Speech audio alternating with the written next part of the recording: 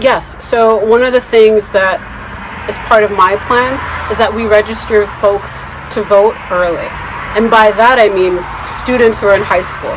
Yeah. If you're 16, 17, we pre-register you to vote, so that way when you turn 18, you're already registered, right? So that resolves, in my opinion, the concern of folks who are on the other side of the aisle of like, oh, well, we don't think that it's safe. We think that people are going to show up to the booth pretending to be someone that they're not and registering to vote, right? So we are resolving that pain point for the other side of the aisle as well.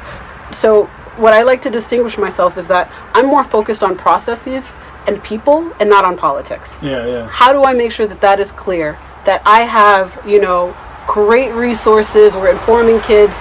Some schools do like backpack giveaways. We're informing them about how to register to vote. We get into the schools. We're supporting getting folks kind of pre-registered. They're learning about what their right to vote, how to be more civically engaged.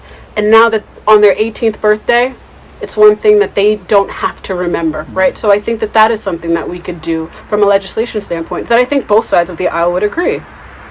That's interesting. Central Falls had a really great participatory budgeting process in the Central Falls High School. And I covered this, the first one they did anyway, like 2 years ago. And what they did was they had students literally voting on how they want to spend grant money that they had recently received. And so they had a bunch of choices, and they had posters up, and kids were advocating for different plans and different uses of the money.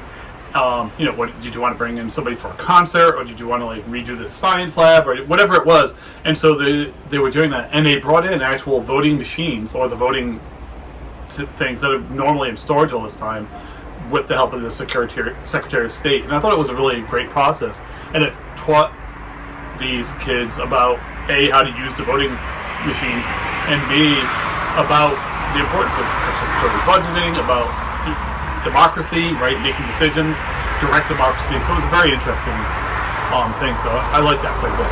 So I think as the more that you do to inform students and even educate the population, the well-equipped the people will be. You'll see how more engaged people actually are, and we're really not that different, to be quite honest. And in what way? What do you mean we are like? We as people, we're really not that. We have the same ideologies that we want everyone to be successful. We want everyone to be happy. We want to be able to live life with dignity, respect. Right. And so our ideas aren't really that different. It's how do we get to that place of the end goal is kind of the hard part, right? And so teaching how to vote, being able to debate, have healthy discussions, right? Be engaged, and then seeing the outcome of, hey, we had a healthy discussion about this idea, right? As you mentioned in high school. Yeah. We came up to a resolution. Folks provided their feedback, and the feedback was 96% decided this, or 44% decided X, right?